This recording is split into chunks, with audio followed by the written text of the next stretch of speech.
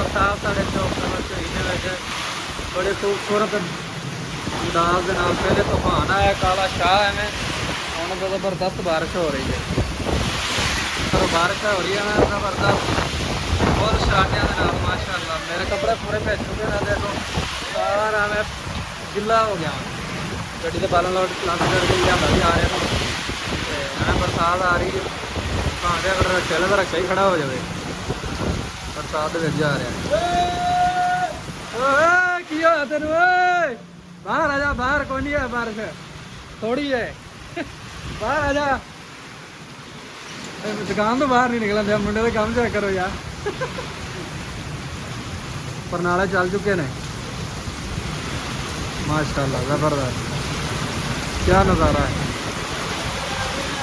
अच्छा जी इधर बारिश भी चालू है फिर